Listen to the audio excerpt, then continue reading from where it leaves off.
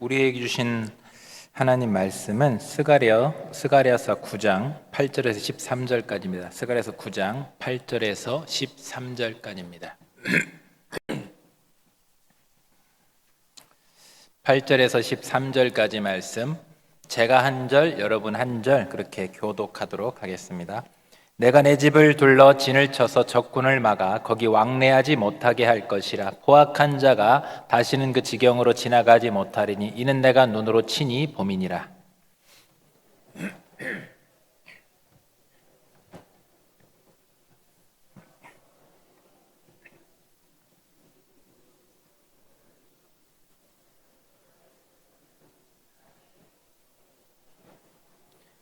내가 에브라임의 병거와 예루살렘의 말을 끊겠고 전쟁하는 활도 끊으리니 그가 이방 사람에게 화평을 전할 것이요 그의 통치는 바다에서 바다까지 이르고 유프라데 강에서 땅끝까지 이르리라.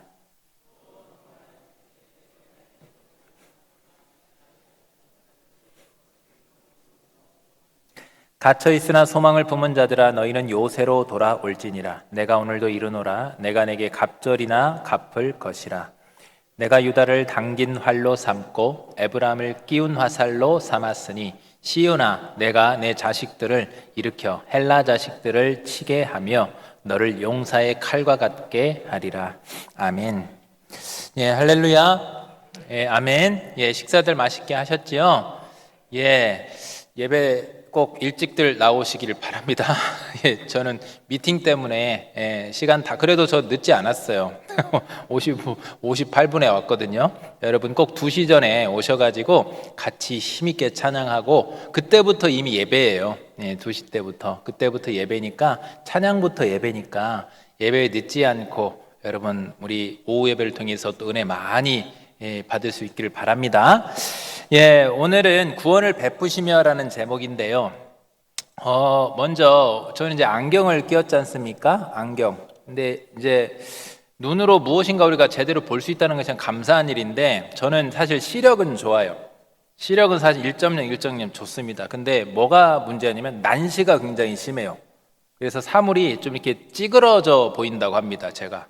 그래서 이제 안경을 쓰지 않으면 오후쯤에 되면 제가 눈이 벌겋게 충혈되어 있을 때가 좀 있습니다. 왜 그러냐면 찌그러져게 보여있는 사물을 지가 자꾸 잡다 보니까 눈이 계속 힘들게 일을 하고 있대요. 자기가. 나는 모르겠는데. 그래가지고 그것 때문에 안경을 제가 이제 좀 20대 그 중반부터 쓰게 됐거든요. 그리고 저는 신세계가 열렸습니다. 눈이 안 피곤하니까. 저는 제가 몸이 피곤한 줄 알았어요. 근데 몸이 피곤한 게 아니라 눈이 피곤했던 거죠.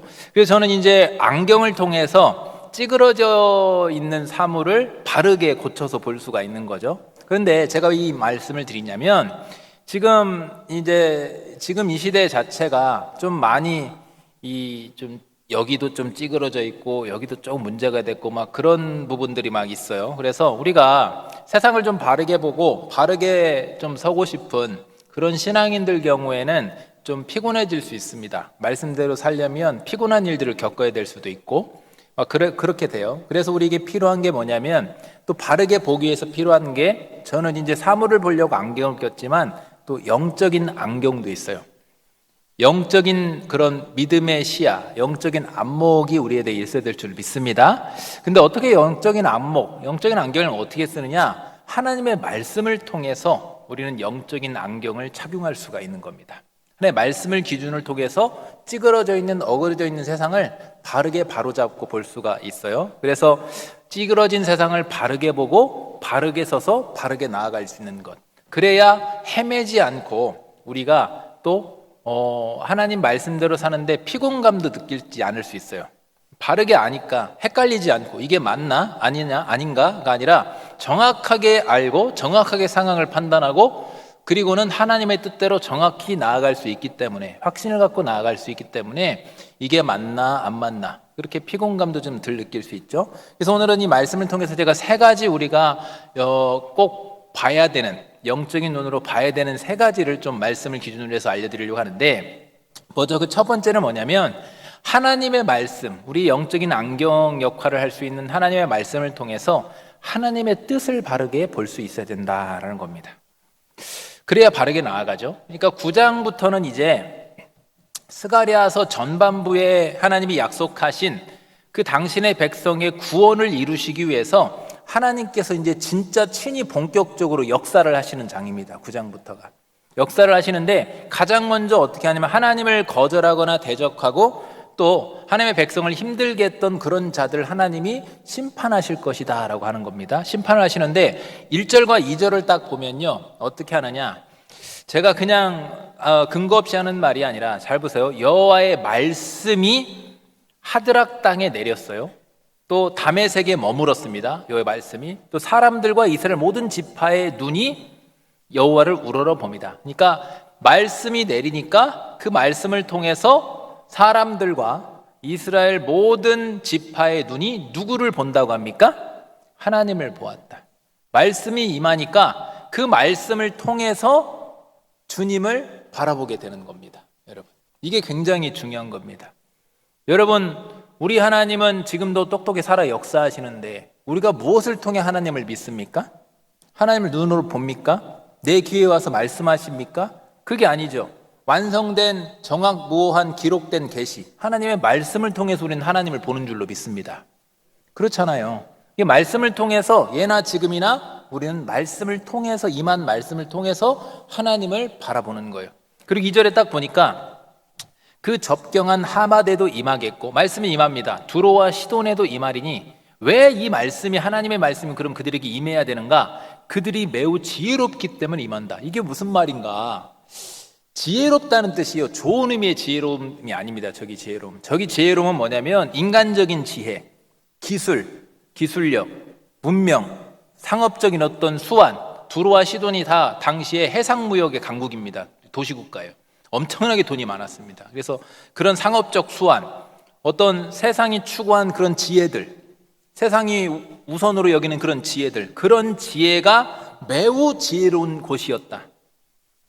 그러다 보니까 하나님의 말씀이 없으니까 하나님의 말씀이 그곳에 임해야 됐다라는 거예요. 그러니까 다메섹, 하드락, 하맛, 두로, 시돈, 이곳이 다 육상무역은 해상무역이든 무역을 통해서 굉장히 부를 축적했던 도시국가들입니다. 도시국가라는 것은 이 도시들이, 형 그리스도 그랬죠. 그러니까 어떤 도시들인데 그 도시 하나하나가 너무 강력한 겁니다. 굉장히 큰 영향을 행사하는 거예요.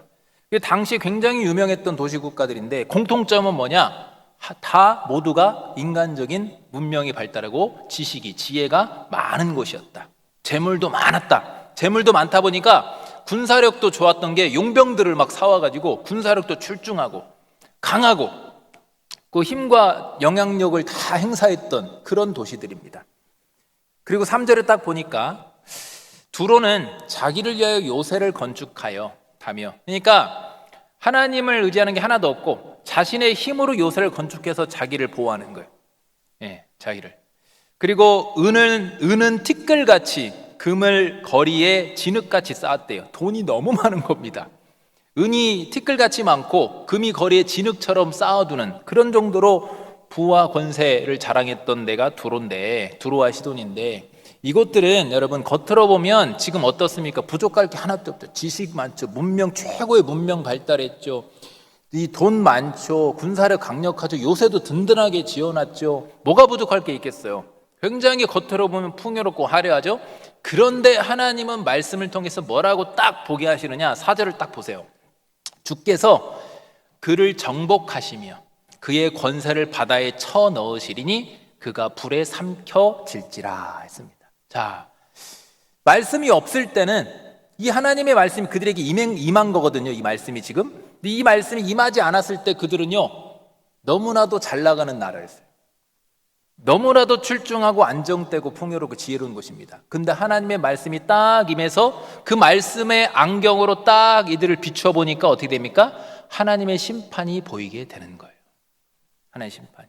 말씀이 임하지 않으면 보이지 않죠. 이 세상에는요, 지혜롭고 재물도 많고 권세 있는 사람들이 많습니다. 하지만 그들이 아무리 이 세상에서 자랑할 게 많다 할지라도 하나님께 속해 있지 않는다면, 성경의 눈으로 딱 보면 뭐가 보여야 되느냐? 하나님께 속해 있지 않는 자는 아무리 이 세상에 강력한 것들을 많이 갖고 있어도 결국 끝날 심판뿐인 줄로 믿습니다. 여러분, 그것을 볼 수가 있어야 되는 거예요, 여러분. 그것을. 그런데 그것만 보면 안 되죠. 그럼 이 세상을 향한 하나님의 뜻이 심판뿐인가? 하나님은 정말 이 세상을 멸망을 위해서 지금 오시는 건가? 그게 하나님의 주요 목적인가? 아니죠. 심판을 위한 심판이 아닌 겁니다. 우리 하나님은 심판주의자, 구원자이신 줄로 믿습니다.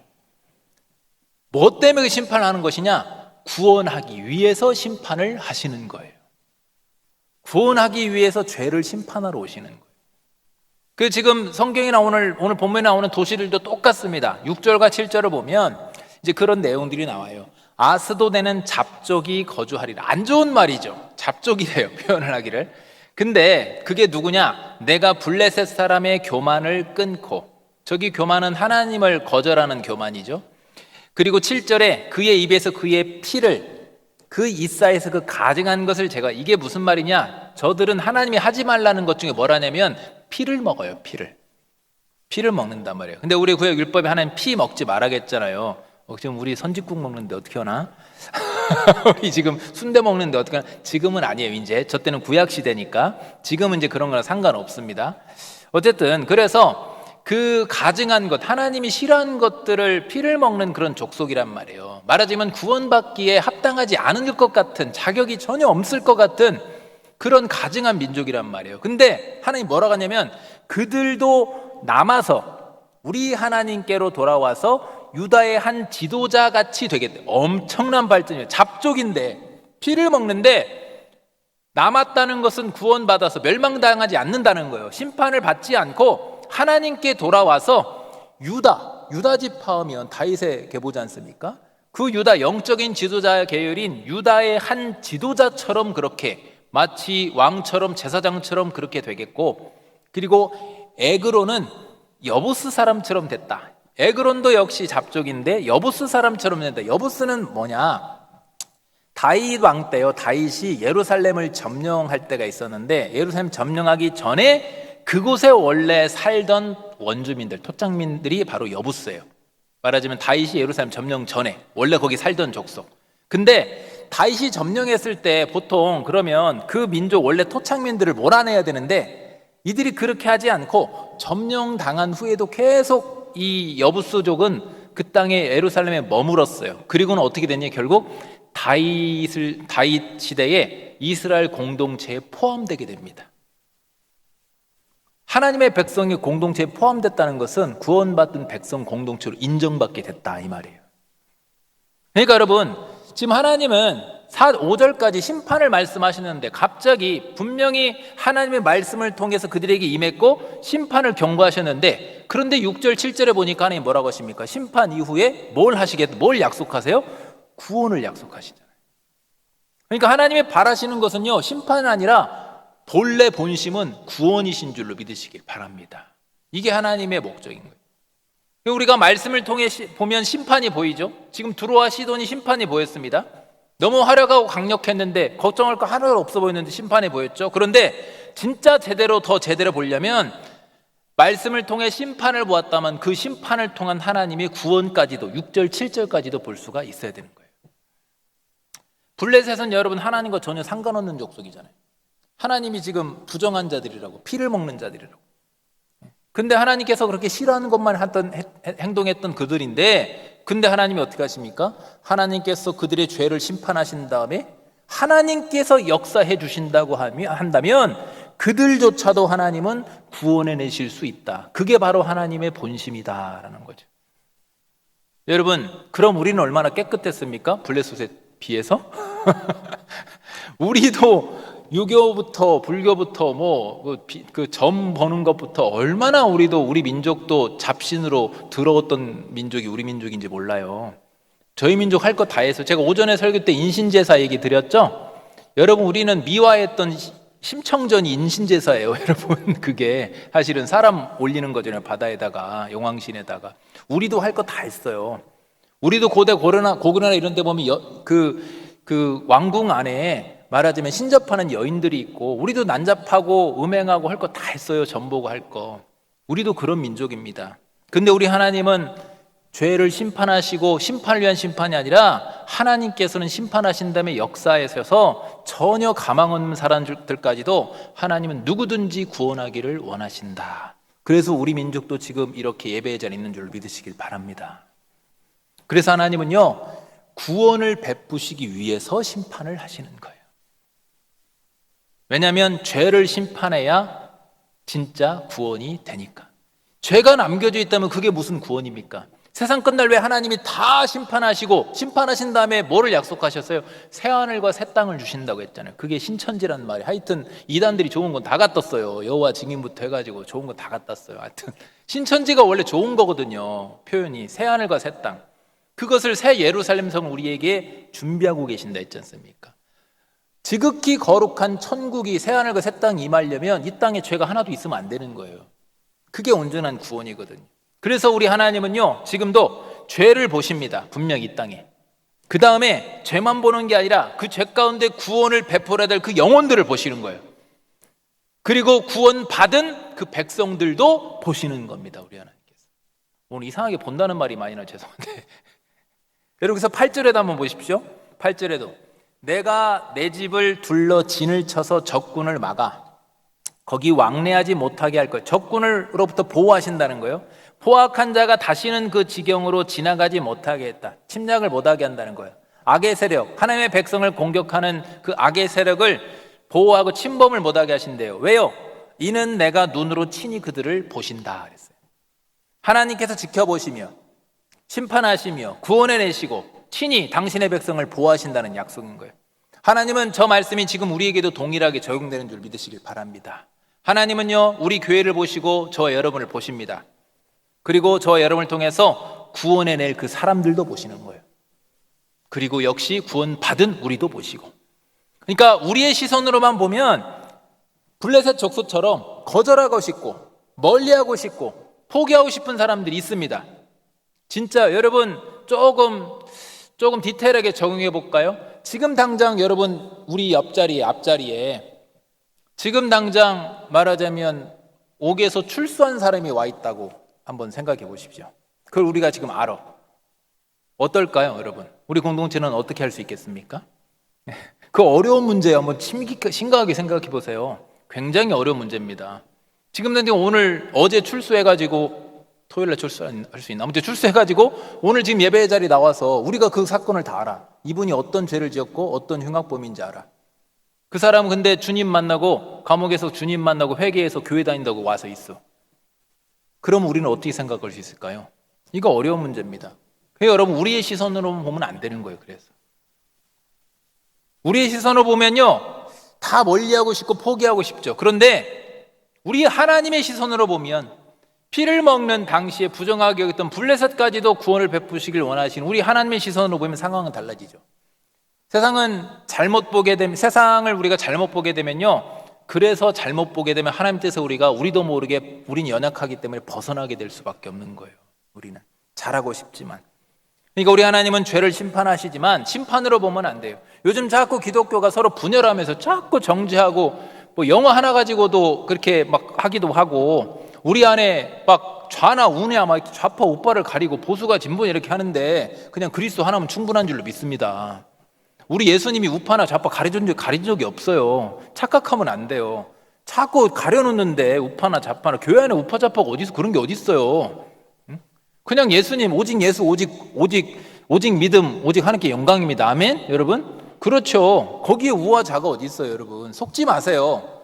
자꾸 분열하는 것에 속으면 안 돼요. 우리 하나님은요 심판을 위한 심판이 아니잖아요. 정죄만 하면 안 돼요 우리가. 그래서 우리가 죄를 알려줄 의무는 있지만 우리가 밀어내고 우리끼리 서로 담을 쌓고 분열되려고 하신 적이 없어요. 우리 주님은. 우리 주님 딱 지금 말씀에 보이잖아요. 심판을 하시지만 심판 뒤에 무엇을 하나님이 더 원하시는 거예요? 구원을 더 원하시잖아요.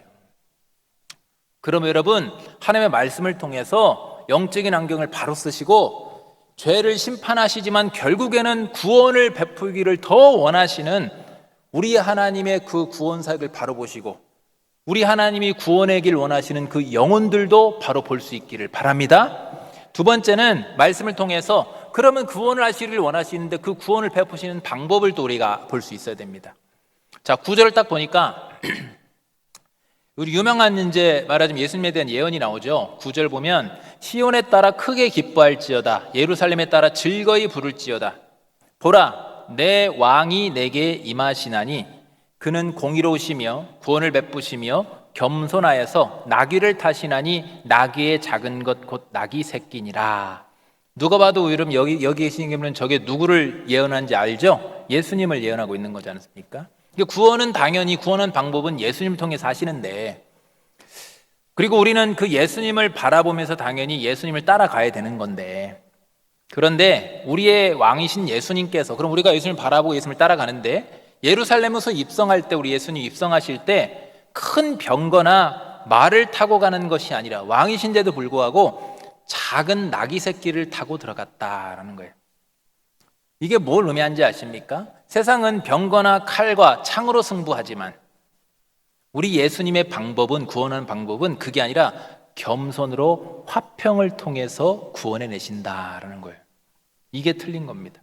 이게 다른 거죠. 다른 거. 그러니까 예수님께서 힘과 능력이 없어서 작은 나귀 새끼를 들고 간 게 아닙니다.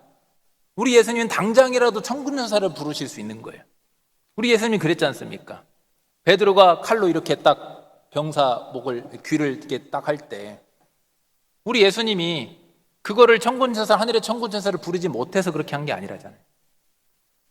한순간에 모든 것을 로마 제국이랄지라도 한순간에 모든 것을 쓸어버릴 수 있지만 우리 예수님은 철저히 그게 아니라 칼과 창이 아니라 병거나 마병이 아니라 겸손으로 철저히 아버지 뜻에 순종하면서 작고 약한 자들을 섬겨주시고 사랑해 주셨다라는 거예요. 이게 우리 예수님의 방법이죠. 그러나 세상의 방법은 다르죠. 겸손과 화평보다는 세상의 방법은 경쟁하고 대립하게 합니다. 제가 아까 분별하라고 그랬잖아요. 그러니까 여러분 성령의 역사는 하나 되게 함이고 마귀의 역사는 서로 분열되고 흩뜨게 하는 건 줄로 여러분 분별하시길 바랍니다. 우린 분별할 수 있어야 되는 거예요. 유튜버들이나 이상한 사람들한테 우리가 이용당하면 안 되는 거예요. 중심을 잡으시길 바랍니다. 우리 예수님의 방법은 말하자면 겸손과 화평이지만 세상의 방법은 자꾸 경쟁하게 하고 대립하게 하고 분열되게 만드는 거란 말이에요. 여러분 경쟁과 대립은 약자를 섬기고 돌보는 것과는 반대가 되는 겁니다. 우리 예수님이 행하셨던 일과는 전혀 반대가 되는 방법이에요. 그리고 경쟁과 대립에서는요 크고 강하고 능력 많은 사람들만 위주로 하는 그런 부분이 돼버리는 거예요. 그러나 예수님이 원하시는 하나님 나라 교회 공동체는 그게 아니죠. 경쟁과 그래서 교회에서는 경쟁과 대립이 아니라 약자를 위한 겸손으로 철저히 섬김과 사랑인 줄로 믿으시기를 바랍니다. 10절에도 보면 이렇게 말씀하죠. 그래서 내가 에브라임의 병거와 예루살렘의 말을 끊겠고 전쟁하는 활도 끊는다 그랬지 않습니까? 예루살렘에서. 우리 주님이 바라는 방법이 아니라 이거예요. 그가 이방 사람에게 반대로 그걸 다 끊어버리고 활과 말과 또 활도 다 끊고 대신 뭘로 하신대요? 이방 사람에게 화평을 전할 것이요. 아멘? 이게 우리 주님이 원하시는 방법이라니까요. 그리고 그의 통치는 그래서 바다에서 바다에까지 이르고 유프라강에서 땅까지 이루는데 무엇을 통해서요? 화평을 통해서. 대립과 경쟁이 아니라 칼과 창과 마병이 아니라 그냥 화평을 통해서 예수님처럼 겸손과 섬김을 통해서 사랑을 통해서 땅끝까지 그렇게 하나님 나라가 확장되게 하신다라는 거죠. 여러분 우리가 이거 좀 잘 우리 공동체 가운데 중심을 잡으셨으면 좋겠습니다. 큰 건물, 우리도 크죠. 네. 큰 건물, 많은 사람, 또 돈 많은 사람, 돈 많은 돈, 재정, 또 정치적으로 막 사회적으로 영향력 많은 사람, 또 학벌 좋은 사람, 능력 많은 사람, 그러한 것들이 많은 교회도 있습니다. 한국 교회에도 엄청난 교회들이 있어요. 그러나 여러분 말씀을 통해서 영적인 안경으로 우리 주님이 지금 구원을 베푸시는 방법을 한번 보시다 이겁니다. 그게 아니잖아요. 여러분 하나님 나라의 확장은요 사람의 능력과 강함을 내세우면서 또 경쟁하고 대립으로 이렇게 해가지고 된 적이 없습니다. 여러분 그렇게 해서 된 적이 없어요. 하나님의 나라는요 철저히 우리 주님이 보이셨던 것처럼 겸손과 화평과 사랑으로 땅끝까지 지금도 이루고 있는 줄로 믿으시기를 바랍니다. 그러므로 여러분, 우리도 역시 우리 예수님을 바라보면서, 그 예수님이 가신 길을 바라보면서 예수님이 행하셨던 겸손과 화평과 사랑으로 주님의 구원 사역에 힘있게 동참할 수 있는 저 여러분 될 수 있기를 간절히 바랍니다. 세 번째는, 구원 사역에 그렇게 힘있게 동참하기 위해서는 또 말씀을 통해서 영적 싸움을 볼 수 있어야 된다라는 겁니다. 예수님의 방법은 제가 겸손과 화평과 사랑이라고 했죠. 그렇지만 우리가 실제로 그렇게 겸손과 화평과 사랑을 막 행할 때 그것과 반대가 되는 것을 추구하는 마귀의 세력은 우리에게 무엇을 통해서 또 우리를 무너뜨리려 하느냐? 교만과 경쟁과 대립이라는 걸 통해서 우리에게 치고 들어오는 거예요, 여러분. 제가 그래서 한번 말씀드렸죠. 언제 말씀드린지 모르겠는데, 여러분, 교회가 부흥하려면요, 이게 우리가 감지할 수 있어야 돼요. 영적 싸움이 분명히 옵니다. 우리 안에 이상한 오해가 생기거나 분열이 있거나 시험 드는 자가 생기거나 뭐 이상한 막 마귀 역사하고 장난치는 것들이 막 와요. 여러분, 그럴 때 제가 뭐라고 했어요? 부흥하려나 보다, 기도합시다. 아멘. 여러분, 그렇게 기도해야 될 줄로 믿습니다. 막 수근수근대고 이렇게 했다 어땠대 그렇게 하지 마시고, 뭔가가 있는가 보구나 하고 기도하면 하나님이 역사하실 줄로 믿습니다. 그래서 여러분, 교회와 성도가 겸손과 화평과 사랑을 실천할수록 당연히 우리가 주님이 하셨던 일들을 열심히 행할수록 영적인 전쟁은 더 치열해질 수가 있는 거예요. 마귀도 계속 자기 거를 가지고 싸우니까 우리한테. 이런 점을 영적인 안경 우리가 볼 수 있어야 되는 거예요. 그래야 우리가 마귀에게 속지 않고 우리끼리 대립하지 않고 우리끼리 하나 돼서 이길 수가 있는 거예요. 물론 우리가 마귀를 상대하기는 약하죠. 우리는 약합니다. 그러나 이길 수 있는 방법을 성경을 통해서 여러분에게 제가 명쾌하게 이 시간 드리고자 합니다. 자, 11절과 12절 보세요. 또 너로 말할진대 내 언약의 피, 예수님의 그 피로 말미암아 내가 내 갇힌 자들을 물 없는 구덩이에서 놓았다 했어요. 그 다음에 12절에 보니까 갇혀 있으나 소망을 품은 자들은 너희는 요새라고 했어요. 요새로 들어올지라 내가 오늘도 이루노라 내가 내게 갑절이나 갚을 것이라. 자, 여기 언약의 피와 요새가 중요한데, 마귀가 우리를 잡으려고 막 함정을 파놉니다. 그 물 없는 구덩이처럼 너무 깊어요.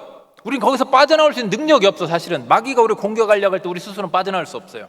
그런데 그 구덩이를, 마귀가 판 함정을, 교만과 대립과 그러한 이 함정을 우리는 뭘로 이길 수 있냐?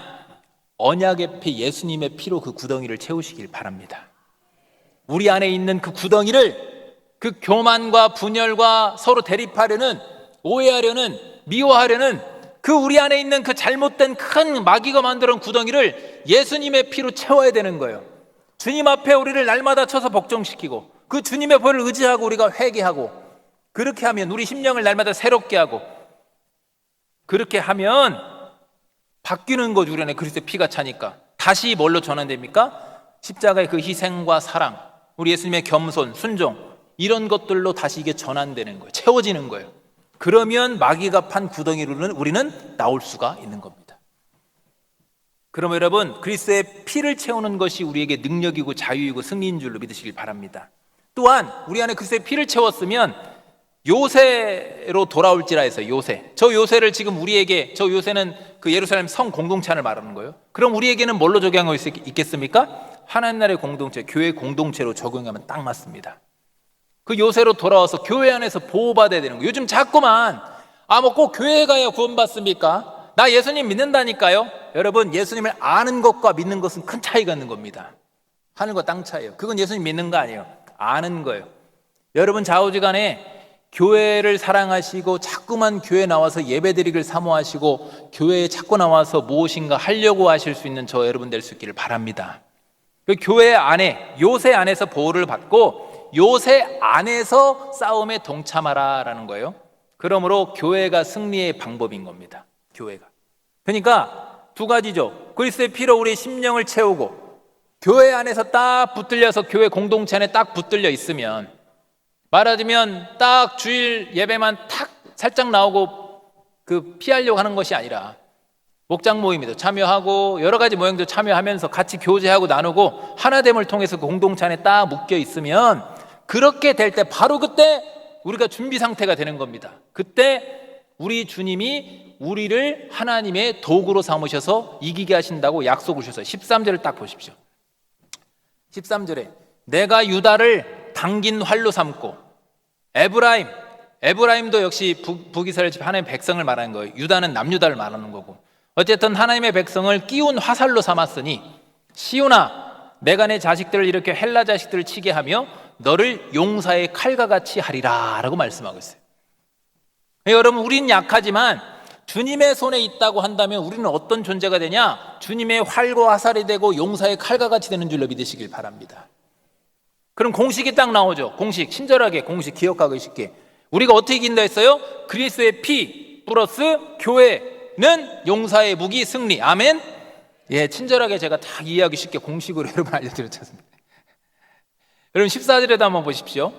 여호와께서 그들 위에 저렇게 되면 이제 주님께서 용사의 무기가 된 하나님의 도구가 된 우리를 통해서 그들 위에 나타나서 그들의 화살을 번개같이 쏘아내실 것이며, 제가 그래서 한 번씩 번개라는 단어를 쓰는 겁니다. 어디 신방 요청하시면 번개처럼 가겠습니다 이렇게 말을 하는 이유가 저 의미 때문에 제가 사실 의미가 있어요.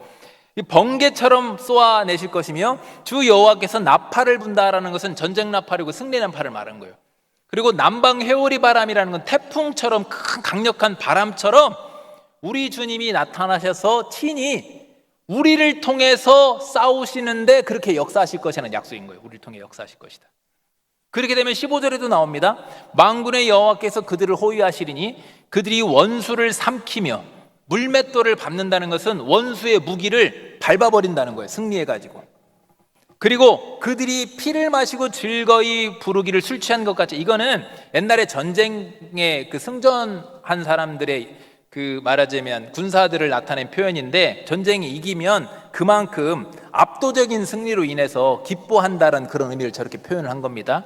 그 다음에 활과 같이 할 것인즉 피가 가득한 동이와 같고 피 묻은 제단 모퉁이와도 같다. 이건 뭐냐면 제단을 말하잖아요. 피 번제물, 피의 제사. 그러니까 저렇게 승리한 저 모든 영적인 전쟁은 하나님이 주도하시기 때문에 우리의 모든 승리를 하나님께 올려드립니다라는 의미가 되는 겁니다. 여러분 이해됐으면 아멘? 예, 아멘. 그러니까 우리의 영적 싸움은 철저히 주님께서 주관하시기 때문에 반드시 승리할 수밖에 없는 겁니다. 우리 주님을 누가 상대해요? 그러니까 하나님의 구원 사역은 반드시 이루어질 수밖에 없는 거예요. 그러므로 우리를 도구로 삼으셔서 얼마나 멋집니까? 하나님의 도구가 된다는 게. 그래서 마귀로부터 완전히 승리하게 하시는 우리 하나님의 구원 사역을 기대하시면서 여러분 영적 싸움을 피할 게 아니라 영적 싸움이 좀 오면 오케이 알았어 이제 어떻게 이기나 보자 이렇게 기대하면서 적극적으로 교회 사역에 동참하시기를 바랍니다. 왜 동참해도 되냐? 절대 손해가 아니에요. 영적 싸움에 동참하고 주님의 도구가 되면 이렇게 돼요. 16절 17절 보십시오. 이날에 여러분 우리 엄청나게 수혜자가 되는 거예요. 주님의 일에 동참하면. 이날에 그들의 하나님 여호와께서 그들을 자기 백성의 양떼같이 구원하시리니 그들이 왕관의 보석같이 여호와의 땅에 빛나리라 그랬어요. 여러분 왕관의 보석처럼 우리가 빛나게 하신대. 17절에 그의 형통함과 그의 아름다움이 어찌 그리 큰지 곡식은 청년을 새 포도주는 처녀를 강건하게 하리라. 풍성함을 주시겠다는 거예요. 존귀함과 아름다움과 풍성함을 주시겠다는 거예요. 어떻게 할 때? 주님의 일에 적극적으로 주님 구원사역에 동참해서 영적 싸움에 승리하는 도구가 될 때. 여러분 그럼 복습해 볼까요? 어떻게 동참을 하겠습니까? 그리스도의 피, 아멘 여러분. 그리고 교회 공동체를 통해서. 그러면 용사의 무기가 돼서 승리. 반대로 돼볼까요? 반대는 어떻게 하는지 압니까? 서로 싸우면서 피 흘리고 그리고 막 자꾸만 세상으로 나가고 그러면 마귀의 간식이 되고 패배하게 되는 겁니다. 여러분 기억하기 쉽죠? 여러분 그러므로 그리스도의 피를 의지하고 교회를 의지하고 주님이 베푸시는 구원 사역을 위해서 영적 싸움에 적극적으로 여러분 동참하시기를 바랍니다. 말씀 정리하겠습니다. 성령님은 말씀과 기도를 통해 우리에게 영적인 분별력과 통찰력을 주십니다. 그래서 어그러지고 찌그러진 이 세상을 바르게 보고 바르게 갈 수 있도록 우리를 인도해 주시는 거예요. 오늘 말씀을 통해서도 우리에게 보여주셨죠? 첫 번째 뭡니까? 죄를 하나님은 심판하시는 이 세상을 심판하시죠. 하지만 심판만 보면 안 돼요. 이 세상에 자꾸만 우리가 너무 많은 소망을 두면 안 돼요. 그런데 그렇다고 해서 그것으로만 끝내면 무책임하죠. 심판받을 세상이야, 나만 구원받으면 돼, 그게 아니라 우리는 말씀을 통해서 하나님 뜻을 볼 때 죄를 심판하시지만 구원을 베풀기를 원하시는 하나님의 뜻을 볼 수 있어야 되는 겁니다. 그래야 하나님의 뜻에 우리가 동참할 수 있어요. 두 번째는 예수님을 통해서 구원하시는데 구원한 방법을 봤죠. 절대로 우리 안에 교만과 경쟁과 대립이 아니라 겸손과 화평과 사랑을 자꾸만 우리가 행할 수 있기를 바랍니다. 예, 우리 다시 한번 인사해볼까요? 사랑합니다 해볼까요? 사랑합니다, 사랑합니다, 축복합니다. 예, 그럼요. 그 다음에 세 번째는 구원 사역에 동참하기 영적 싸움을 우리가 볼 수 있죠. 서로 피 터지게 싸우지 말고 그리스도의 피로 우리 안을 자꾸만 가득 채우십시오. 십자가의 날마다 못 박아서 나의 혈과육을 죽이고 그냥 좀 힘들게 했으면, 저분이 좀 힘들게 했으면 그러려니 하고 그냥 주님의 피가 있을지어다 이렇게 하고 용서를 하시고 그리고 자꾸만 세상으로 향하지 마시고 요새가 되는 교회 안에 머무셔서 교회 공동체 안에 여러분 친밀히 하셔서 구원을 위한 우리 주님의 선한 도구로 용사의 무기같이 쓰임 받으셔서 정말로 주님이 약속하신 왕과 같은 왕관의 아름다운 보석과 같이 아름답게 빛날 수 있는 정말로 존귀한 우리 군산중앙교회 여러분 다 될 수 있기를 주님의 이름으로 축원합니다.